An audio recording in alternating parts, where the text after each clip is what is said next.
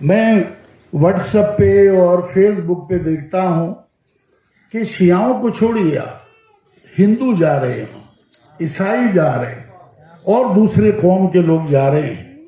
किस लिए, क्या वजह है? कुछ ना कुछ तो वजह होगी, इसको हमें सोचना चाहिए। अगर करबला ना होती तो हक और बातिल का पता नहीं लगता। फिर यजीद की जो मर्जी होती वो करता और इस्लाम की क्या नौबत होती उसके बारे में मैं ज्यादा बोलना नहीं चाहता। हजरत इमाम हुसैन ने अपनी जान देकर, अपने घर को लुटाकर उस शरीयत को बचाया जिसको रसूल सल्लल्लाहु अलैहि वसल्लम इस दुनिया में लेकर आए थे। हमने अल्लाह को नहीं देखा, कोई दुनिया में नहीं बता सकता कि हजरत जिब्राइल वही लेकर आए, लेकिन हम रसूलुल्लाह की बात पर यकीन करते हैं, मानते हैं कि जो रसूलुल्लाह कह रहे हैं वो ठीक कह रहे हैं। अब रसूलुल्लाह ने क्या क्या कहा उसको सोचना चाहिए। जिस हुसैन को एक बूंद पानी नहीं मिला, क्या तमन्ना, क्या मांगा उन्होंने कि मैं बड़ा प्यासा हूं, मुझे एक बूंद पानी दे दो, पानी नहीं दिया। उस हुसैन के लिए आज लंगर लगा रहे हैं। आप करबला में जाके देखिए, मैं तो 1983 में पहली बार गया था, 1983, 40 साल पहले। आज मेरे दोनों बेटे, बहू, मेरे भतीजे, सब लोग सुबह की फ्लाइट से मैं इधर आया हूं, वो लोग करबला गए। हम हजरत इमाम हुसैन को ना हमारे रोने की जरूरत है, ना हमारे मातम करने की जरूरत है। हमें जरूरत है हजरत इमाम हुसैन की, हजरत इमाम हुसैन को हमारी जरूरत नहीं है। मैं अपील करना चाहता हूं यहां से कि हमें अपने तरीके को, हमारे उलमाए किराम जो हैं उनको अपने तरीके को बदलना होगा। हमारी तकरीरों में, हमारी तबलीगों में बदलाव आना चाहिए, जिससे दूसरे लोग आकर हमारे साथ बैठकर सुन सके। लोगों को पता नहीं है कि हुसैन कौन है।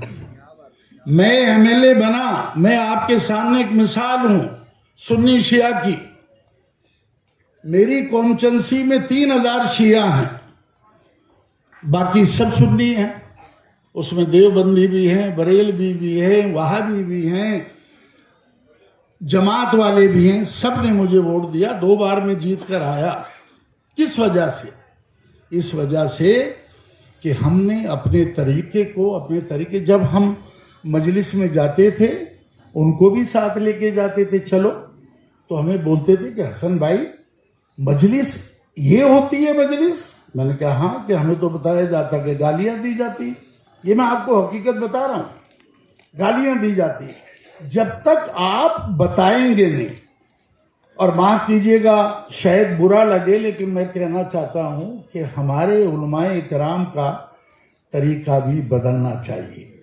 हम बात भाई हजरत इमाम हुसैन ने या हजरत अली ने हमें क्या सिखाया है, अगर उस पर हम अमल नहीं करेंगे तो बड़ी मुश्किल होगी। इसी बेंगलोर के अंदर एक आवाज उठी थी 1 साल पहले हिजाब की। एक लड़की को मैंने देखा कि वो ला इलाहा इल्लल्लाह करके आवाज आई और सारी दुनिया ने उसकी तारीफ की और उसकी तारीफ की। ऐ मेरे मुसलमान भाइयों, आपने एक लड़की बेंगलोर से, उसने आवाज दी हिजाब के लिए, सारी दुनिया का मुसलमान खड़ा होकर तारीफ करने लगा।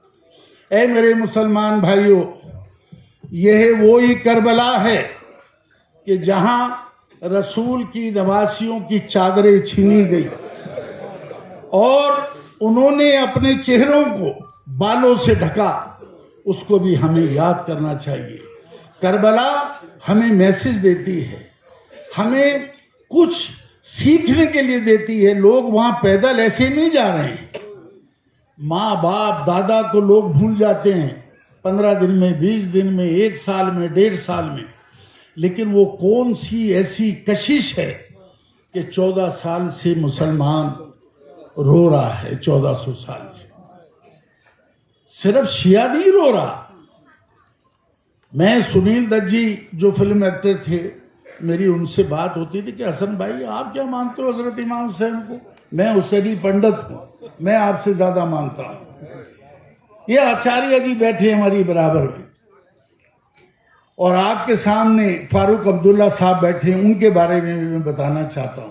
फारूक साहब को मैं मिला, फारूक अब्दुल्ला साहब के वाली शेख अब्दुल्ला साहब ने हाथ में हाथ दिया था फारूक साहब का। 98 की बात बता रहा हूं। और फारूक अब्दुल्ला साहब जुलझने का लेकर चलते हैं 7 किलोमीटर। फारूक अब्दुल्ला साहब शिया थोड़ी हैं, लेकिन मौला के मानने वाले हैं।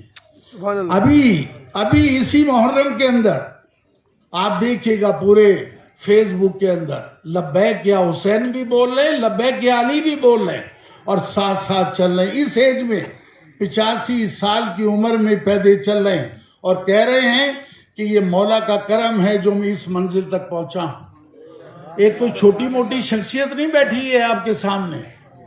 शेख अब्दुल्ला जो हिंदुस्तान नहीं पूरी दुनिया का बहुत बड़ा नाम है, उसके बेटे का नाम है फारूक अब्दुल्ला और उनके बेटे का नाम है उमर अब्दुल्ला। अल्लाह ने बड़ा कुछ इनको दिया है और हम यहाँ से दुआ करते हैं कि परवरदिगार आलम इनको और ताकत दे, सेहत दे, और मौला इनकी लंबी उम्र परवरदिगार आलम करे।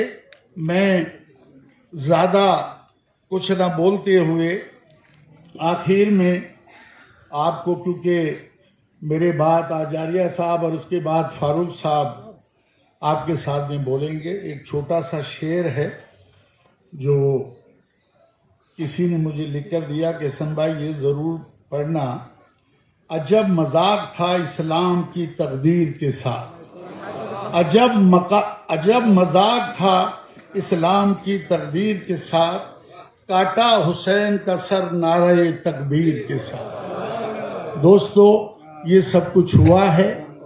मैं एक बार फिर आगा सुल्तान साहब का शुक्रिया अदा करता हूँ कि वो हर साल मौला की इस प्रोग्राम को मनाते हैं और उनकी पूरी टीम इसमें लगी रहती है। अल्लाह उनको और उनके रिस्क में तरक्की करे, उनको सेहत दे। वो भी जन्नत सेक्रेटरी हैं कर्नाटक कांग्रेस कमेटी के, बड़ा उन्होंने काम किया है। अल्लाह उनको भी किसी मुकाम पे लाए। इसी दुआओं के साथ सब आपका मैं शुक्रिया करता हूँ। खुदा हाफिज़। बहुत बहुत शुक्रिया हसन अहमद साहब। हजरात, तब मैं जिस शख्सियत को रहमत देने मिसरे पढ़ना चाहता हूँ कि हमारा उनका अकीदा धर्म अलग ही सही, हमारा उनका अकीदा धर्म अलग ही सही, वो मदह खान मगर शाह मशरक़ैन के हैं, वो मदह खान मगर शाह मशरक़ैन के हैं। इसीलिए है हमें नाज अपने भारत पर, बहुत से हिंदू भी शैदा यहाँ हुसैन के हैं। और उन्हीं एक हुसैन के शदाइयों में एक नाम है आचार्य प्रमोद कृष्णम का। आचार्य प्रमोद कृष्णम कोई छोटी मोटी शख्सियत नहीं है, वो कालकी पीठ के पीठाधीश्वर हैं और उनकी हिंदुइज्म में एक बहुत बड़ी पहचान है।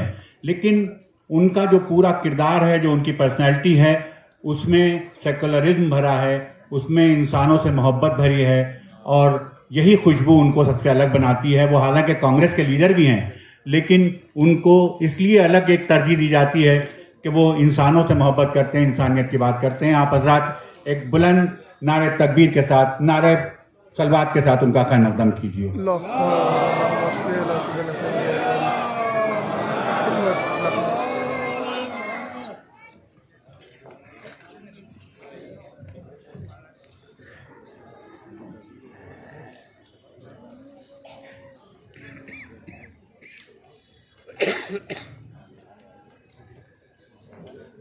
मौजूद हजरात, सम्मानित मंच, दाइस को प्रणाम करते हुए, नमन करते हुए आपसे मुखातिब हो रहा हूँ। आगा साहब का बहुत बहुत शुक्रिया कि बारगाह हुसैन में मुझे हाज़िरी लगाने का मौका दिया।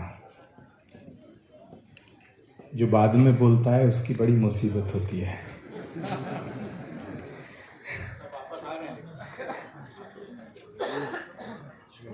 फारूक साहब को और ज़्यादा मुसीबत होगी, क्योंकि बोलने को कुछ बचता नहीं है।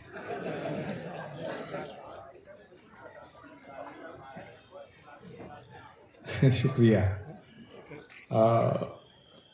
मेरे दोस्तों,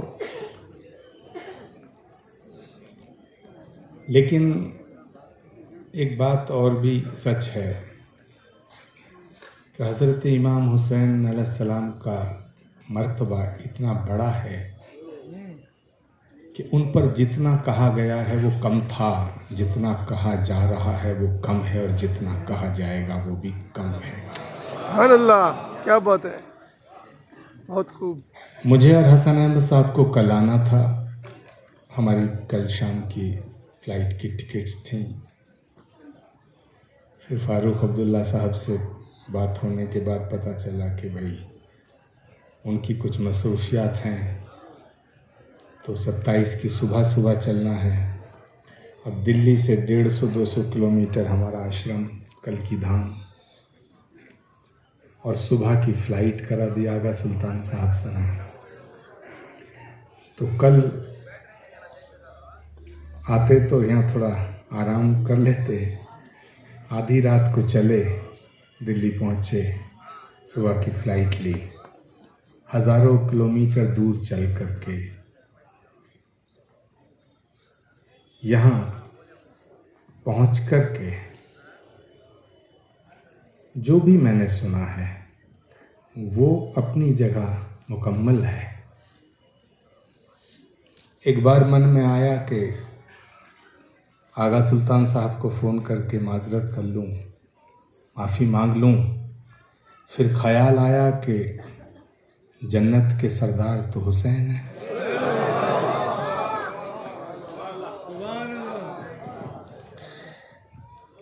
और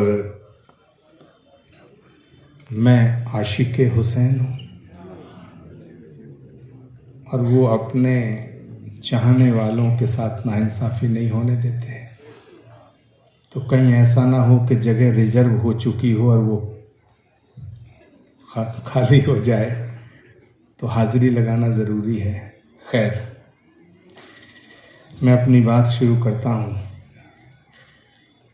डॉक्टर फ़ारूक अब्दुल्ला साहब, तवज्जो चाहूँगा कि मुझे एक पत्रकार ने फ़ोन किया कि आजकल आप मुसलमानों के प्रोग्राम में बढ़े जाते हैं। मैंने कहा नहीं, तुम गलत कह रहे हो, मैं इंसानों के प्रोग्राम में।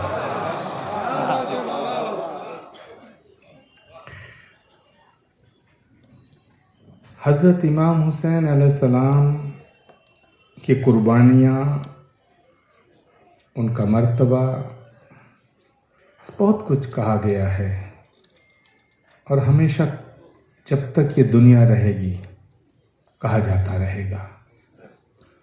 उनका मर्तबा बताने के लिए बस एक बात, एक जुमला, एक सेंटेंस, एक वाक्य, छोटा सा, बहुत बहुत काफ़ी है। यही काफ़ी है, यही पर्याप्त है, यही सफिशिएंट है कि दुनिया के किसी भी कोने में चिराग लेके ढूंढो, कोई अपने बच्चों का नाम यजीद नहीं रखता। चिराग लेके ढूंढो, कोई अपने बच्चों का नाम यजीद नहीं रखता। और गली गली, मोहल्ले मोहल्ले, नगर नगर, शहर शहर, गांव, हर दुनिया के किसी कोने में जाओ, घर घर में तुम्हें हुसैन मिल जाएंगे। हाय हाय, क्या इससे बात है, बड़ा और सुभान अल्लाह। जहां तक हुसैनियत का सवाल है, तो ये बात सच है कि हज़रत इमाम हुसैन की जो शहादत है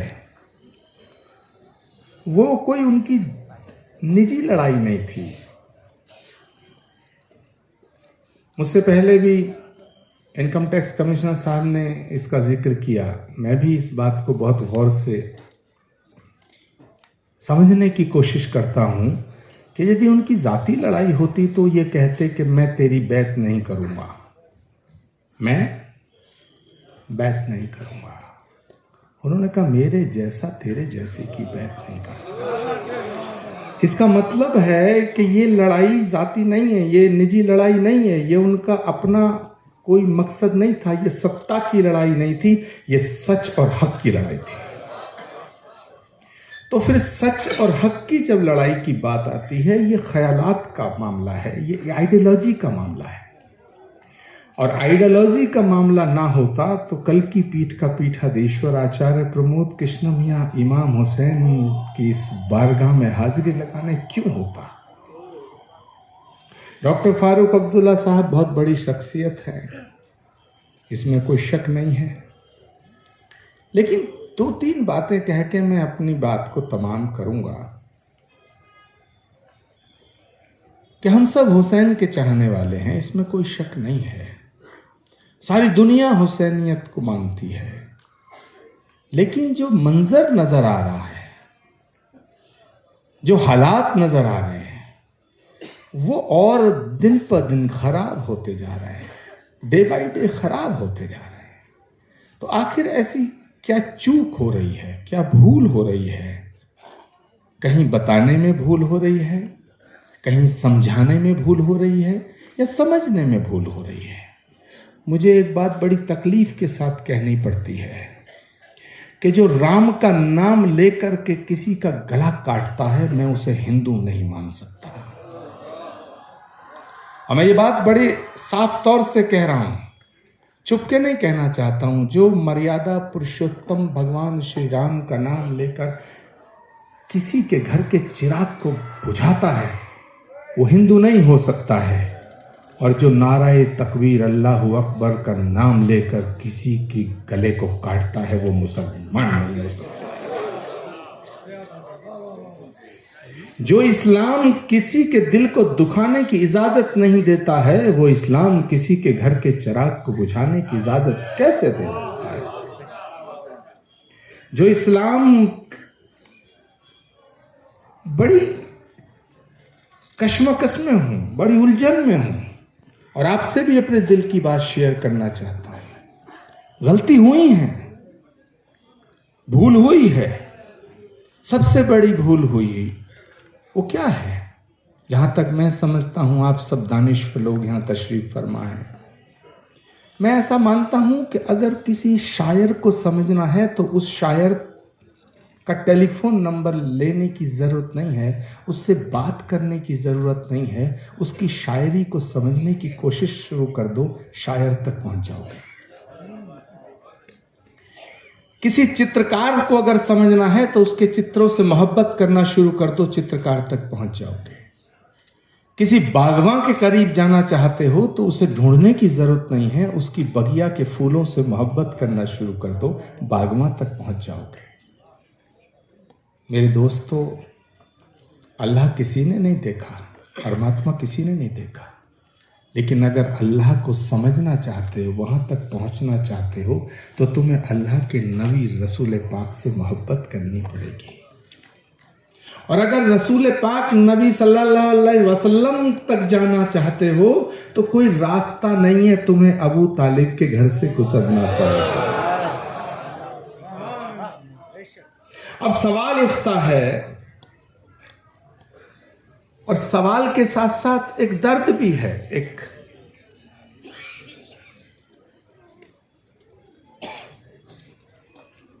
नारे सलवार।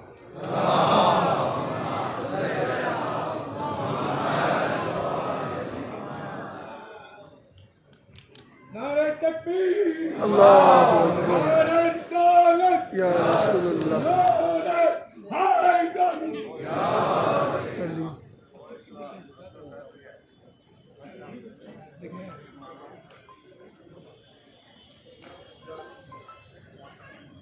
आप बैठिए, तशरीफ रखिए। नारे सलाम, आवाज बाबुलंद।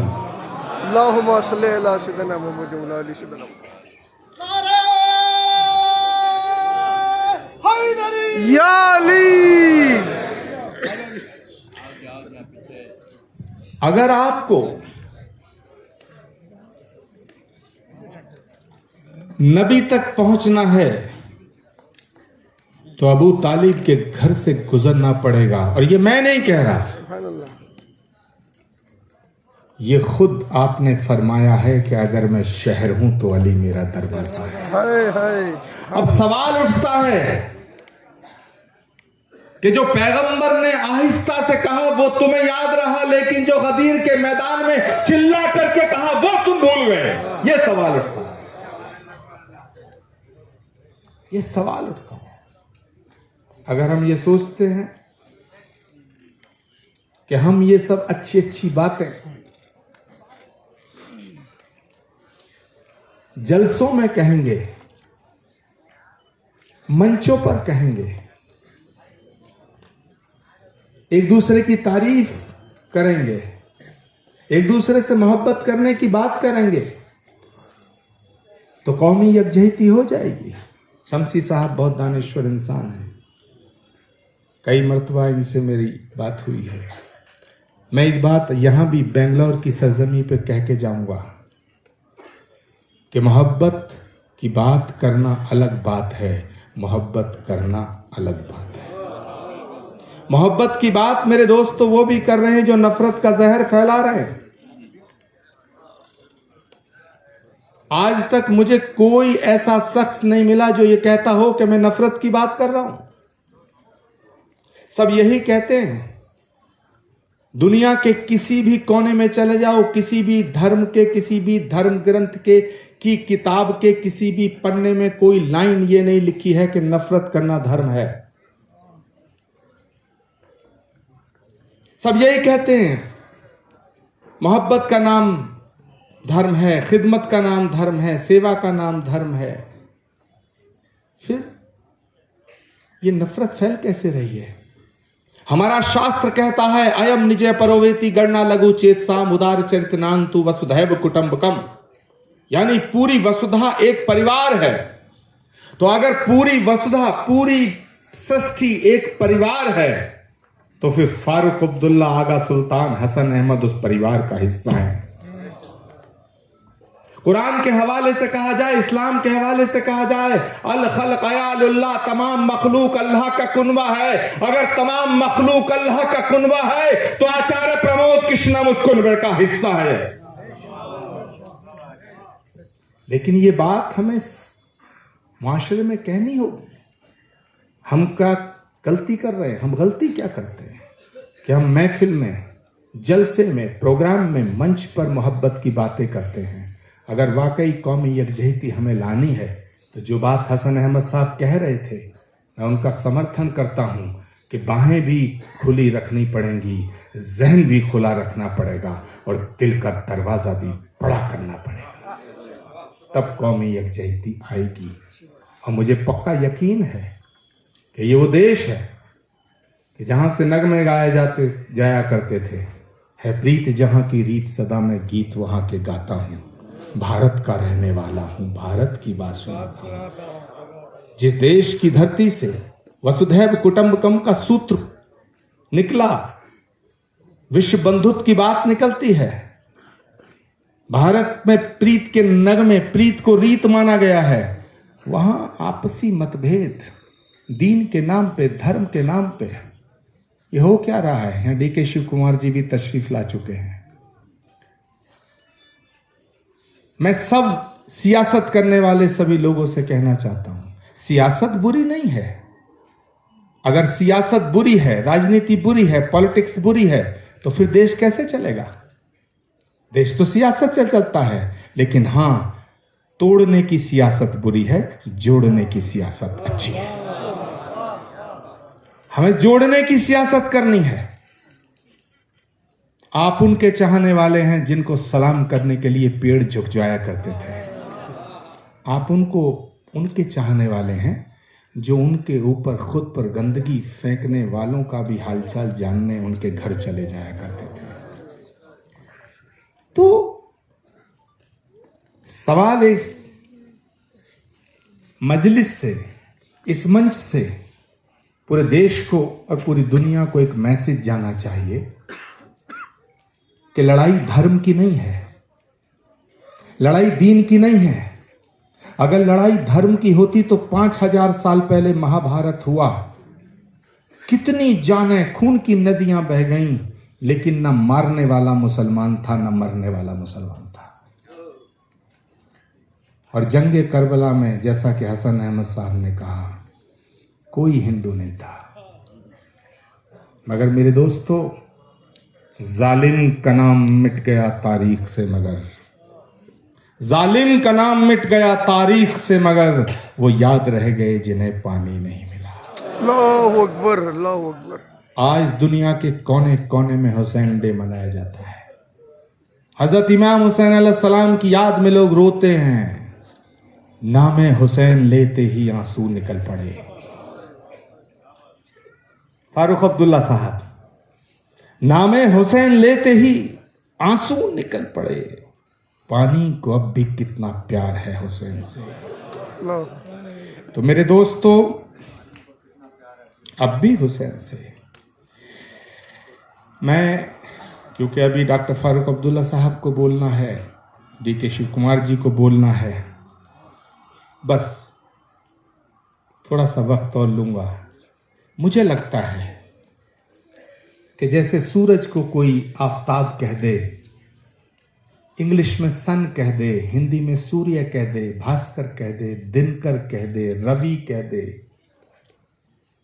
कोई फर्क नहीं पड़ता, सूरज सूरज ही रहता है। ऐसे ही कोई परमात्मा को भगवान कह दे, रब कह दे, खुदा कह दे, गॉड कह दे, परम तत्व कह दे, या अल्लाह तबारक ताला कह दे, कोई फर्क नहीं पड़ता है। अगर अल्लाह है तो हम सब का है और हम सब अल्लाह के हैं। परमात्मा है तो हम सब परमात्मा के हैं, परमात्मा हम सब का है।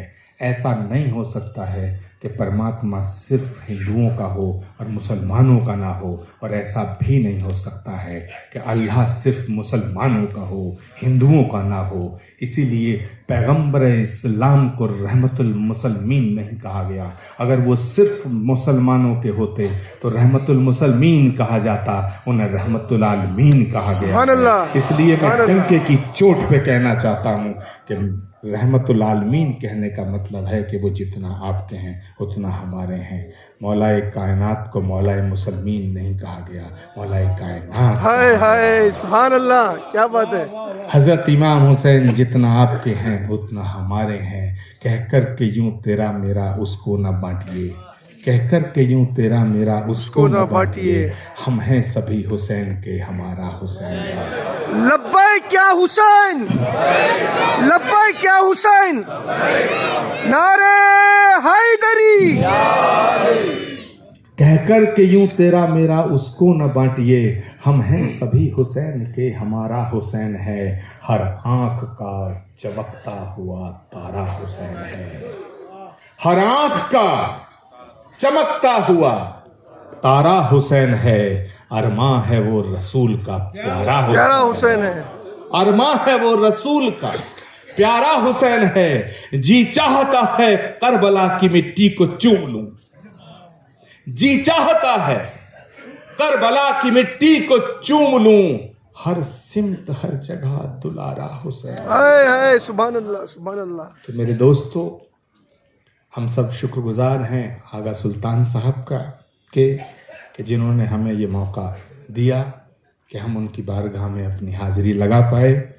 मैं अपनी बात को ख़त्म करता हूँ। मौलाए कायनात के लिए मैंने कुछ लिखा है, वो आपकी नज़र करते हुए और दुआओं की दरख्वास्त करते हुए आपसे रुखसती चाहूँगा। एक बार नाराए सलवात मेरे अल्लाहुम्मा सल्ली अला सय्यिदिना कि फलक से जो उतर आया,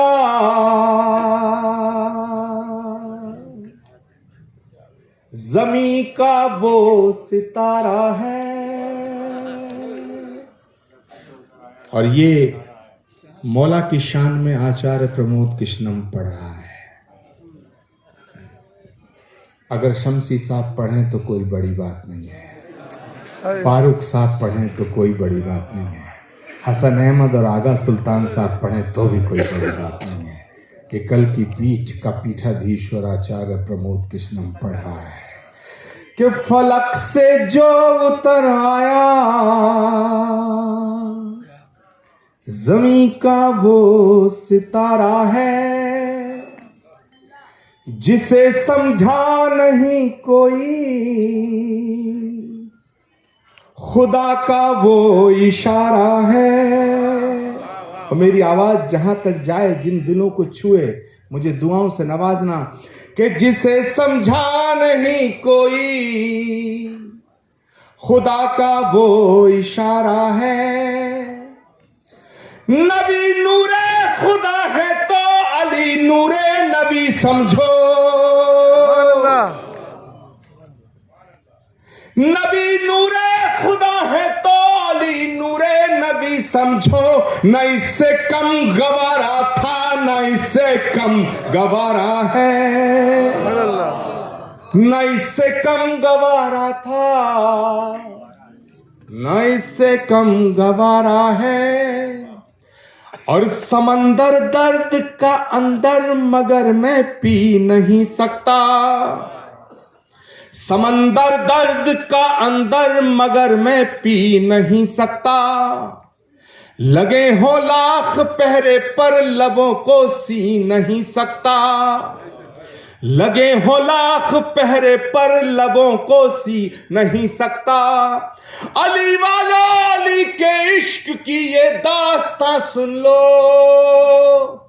अगर जिक्र अली ना हो तो बंदा जी नहीं सकता। सुभान अल्लाह, क्या बात है।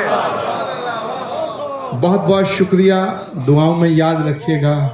खुदा हाफिज, आप सब सलामत रहें। इन दुआओं के साथ ये हिंदुस्तान जिंदाबाद रहे, इंसानियत जिंदाबाद रहे, हुसैनियत जिंदाबाद रहे। इसी ख्याल के साथ आपसे रुखसती चाहता हूँ। बहुत बहुत शुक्रिया। आचार्य प्रमोद साहब को मौला सलामत रखे। आप हजरात आचार्य प्रमोद कृष्णम की सेहत और सलामती के लिए एक मरतबा नारे सलवात बुलंद करें। हम लोग बहुत ममनून हैं कि उन्होंने इतनी अच्छी तकरीर फरमाई, अशार भी पढ़े, और खुशी की बात है कि हमारे दरमियान यहाँ के deputy chief minister doctor DK Shivakumar साहब तशरीफ ले आए हैं। उनका रस्मी तौर पर खैर मकदम करने के लिए मैं आगा सुल्तान साहब से गुजारिश कर रहा हूँ कि आएँ और उनका रस्मी तौर पर खैर मकदम करें।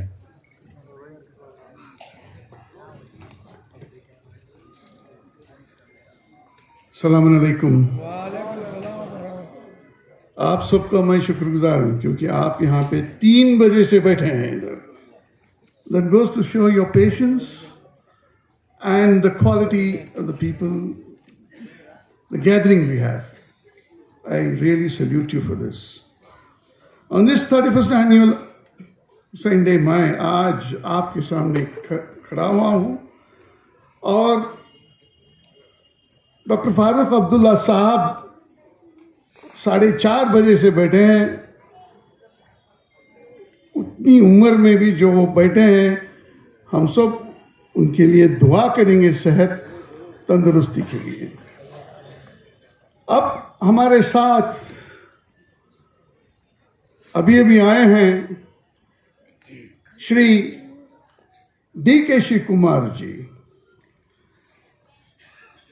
आप सब जानते हैं कि इनकी मेहनतों से, इनकी ग्रिट एंड डिटर्मिनेशन से, जब से ये प्रेसिडेंट KPCC हुए 2020 में, it was a very critical Covid time.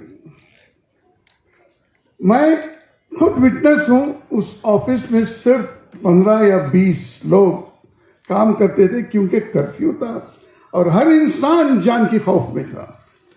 ये इनको भी बहुत इंटेंस कोविड हुआ, हॉस्पिटल में रहे, मगर वहीं से भी काम करते रहे। इनकी मेहनतों से कांग्रेस पार्टी आई इधर very good majority of 135 seats. And ये जब इलेक्शन शुरू हुआ तो वो प्रेडिक्ट करते थे 135 सीट्स मिलेंगे हमको, 135 to 138, 135 मिला।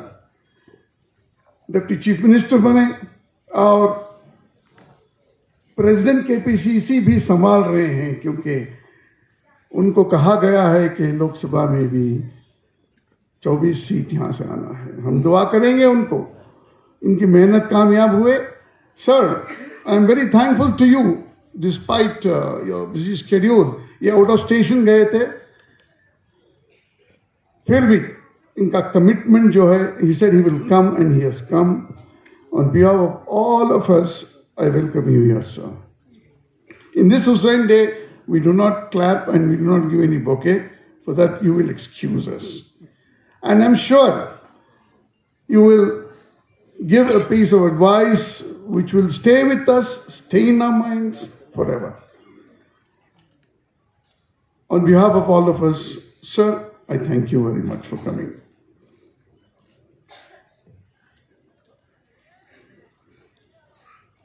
हज़रात, मैं भी डॉक्टर शिव कुमार साहब का खैर मकदम करता हूँ, डीके शिव कुमार का।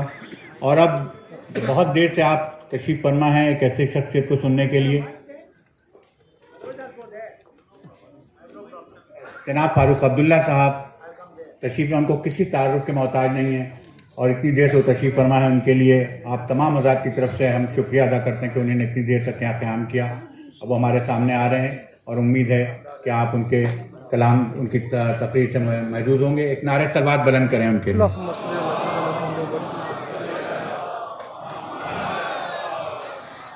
आप सबको मेरा अस्सलाम वालेकुम। स्टेज पर बैठे हुए बुज़ुर्गान कराम और मौलाना हजरात, आप सब जो यहाँ आए हुए हैं, हज़रत हुसैन को की याद में आए। मैं एक शेर आपके सामने पेश करना चाहता हूँ। क्यों ढूंढते हो उनको ज़मीन और आसमान की गर्दिश में, अगर वो तुम्हारे दिल में नहीं, वो तुम्हारे लिए कहीं भी नहीं। हाय हाय हाय, क्या बात है, सुभान अल्लाह। सबसे बड़ी बात तो ये है, या अली, हम नाम के मुसलमान हैं, हम अमल के मुसलमान नहीं हैं। अगर हम अमल के मुसलमान होते तो हम डरते नहीं, हम मौत से नहीं डरते, क्योंकि मौत का प्याला हर एक ने पीना है। हम तो छोटे छोटे तिनकों से डरते हैं, क्योंकि हमारा ईमान अल्लाह पे है नहीं। हम कहते हैं कि हम मुसलमान हैं और हम जानते हैं कि हम में वो शक्ति है, नहीं है, बेकार है। 14 से जो जुल्म हो रहे हैं, बर्दाश्त करते जा रहे हैं।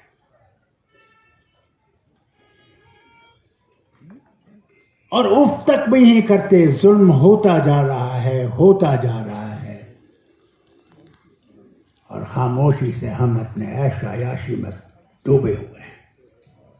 शराब, जिना, चोरी, कम तोलना, बेईमानी, झूठ बोलना हमारा अमल बन गया है। कितने हैं हम में से जो नमाज पढ़ते हैं, अजान होती है और हम फजर में एक कान से सुनते हैं, दूसरी कान से कर जाते हैं, कहते हैं कल पढ़ लेंगे, वो कल कभी आता नहीं। तहज्जुद की तो बात ही नहीं, फिर भी हम मुसलमान। और जुमे के दिन जाते हैं पढ़ने के लिए कि दूसरे को दिखाने के लिए कि मैं भी नमाजी हूं। ये नहीं पता कि तुम इसको तो बेवकूफ़ बना सकते हो, मगर जिसके पास जाना है उसके पास क्या करोगे? और जाना है, उसे बच नहीं सकते। और खामोशी से एक दूसरे की चुगलियां करते हैं। अगर कोई अल्लाह ताला ने बेहतर बनाया हो तो कहते हैं या अल्लाह इसको गिरा। ये नहीं कहते हैं या अल्लाह इसको तूने दिया, मेरी तरफ भी देख, मेरे पे भी रहम कर। उसकी तरफ तो सोच ही नहीं। क्या कहूँ आपसे, कहां तक कहूं, किसने जुल्म नहीं किया। और कमाल ये देखिए, एक भी हमारा लीडर ये ताकत नहीं रखता कि वो सच बोले और कहे कि खड़े हो। हम किसी का हक नहीं छीनना चाहते, मगर हम अपना हक मांगते हैं। हम कहते हैं उसका हक है, दे दीजिए, मगर हमारा हक भी तो देखिए। हम भी हक रखते हैं जिंदा रहने का। हम कोई बाहर से नहीं आए हैं, हम यहां के, मरना यहां इसी जमीन में जाना है। हमें कहा जाता है ये दूर के आए हुए हैं, क्या पता ये किनकी औलाद है, कुछ पता नहीं। यहां तो मुगलों ने भी राज किया, पठानों ने भी राज किया, अलेक्जेंडर भी आया, कौन नहीं आया। और नफरतें इस तरह भी पैदा की जा रही हैं जैसे कि मुसलमान सबसे बुरा अगर कोई है तो ये मुसलमान है। वो क्यों? क्योंकि मुसलमान ने जब अल्लाह का रास्ता छोड़ दिया और शैतान का रास्ता पकड़ लिया, आज हम उनके सामने बिल्कुल शैतान दिखते हैं। अगर हमने भी अल्लाह की रस्सी को पकड़ा होता तो आज हम भी बेहतर होते।